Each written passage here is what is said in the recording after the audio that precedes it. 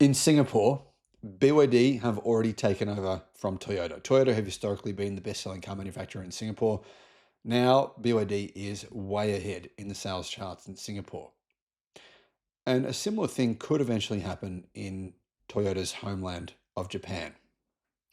BYD has been carefully studying the market in Japan, working out what cars customers are buying, and working out how it can take market share from Japanese consumers in their own country.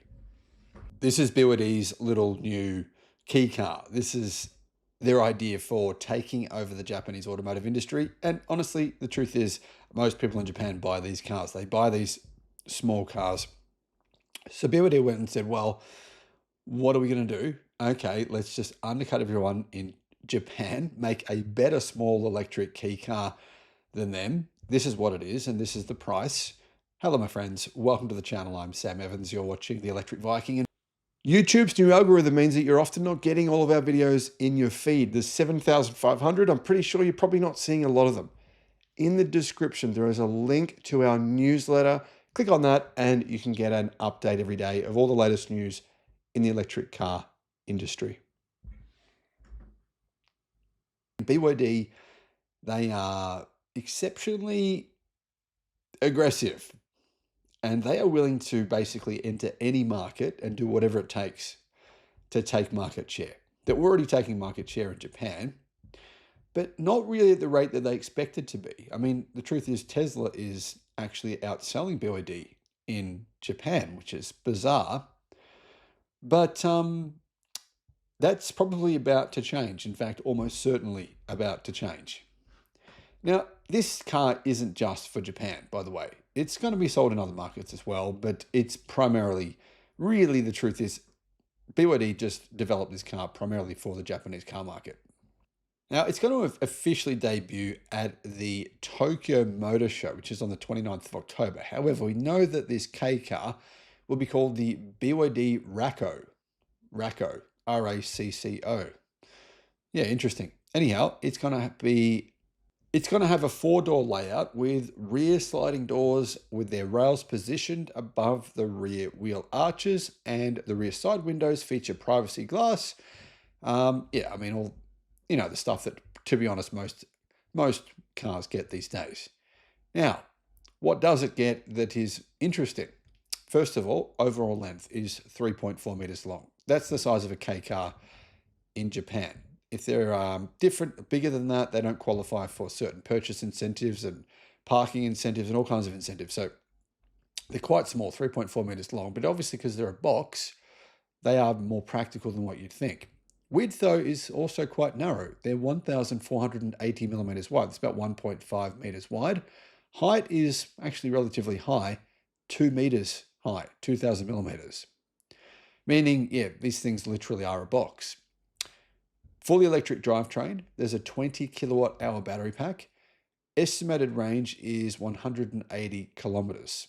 That's WLTC. So WLTP range, probably 150 kilometers.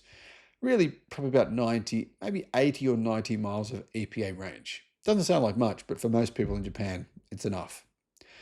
It also has a heat pump, which helps with efficiency and obviously improving the car's overall effectiveness in using its battery. Plus, it's got 100 kilowatt DC fast charging, which sounds relatively slow for today's day and age. But for a 20 kilowatt hour battery, it's going to be enough. You're going to charge that battery pretty quickly with 100 kilowatt charging. How much is it going to cost? Well, it's not cheap. It's expected to cost around 17,000 US dollars, meaning it'll be at a similar price to the Honda N-Box, the Suzuki Spacer, and the current best-selling car in Japan, which is called the Nissan Sakura. The Nissan Sakura starts at about that price as well, around 16,700. And it also has a 20 kilowatt hour battery with a similar driving range. Now, these prices, BYD might come into the market at around the price of the Nissan Sakura, but you can guarantee that it won't be that price for very long. BYD will undercut everyone for as long as it takes to get market share, and probably for as long as it takes for people to start buying this EV and realize it's actually pretty good. Tell their friends, hey, you know what? You don't have to buy a Japanese car. This is actually maybe a bit better for the price.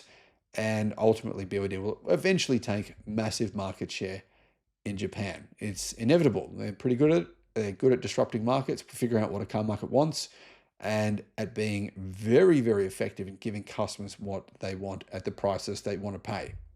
So this car is going to be pretty successful, I'd say, in taking over and disrupting the Japanese car market.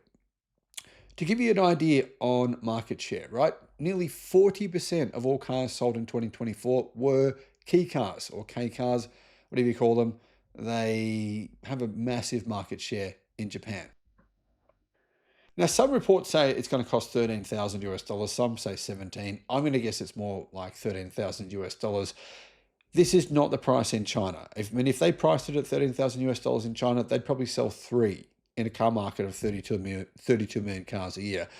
If they do go ahead and sell this in China, which they probably will, the price would be closer to, I'd say, around 6,000 or 7,000 US dollars. It will be underneath the price of the BYD Seagull because this is a significantly smaller car than the Seagull, and it has obviously a much smaller battery as well. So guys, what do you think of these cars that people drive in Japan? Do you think these cars would work outside of Japan, like in the US or Australia or Europe? I do.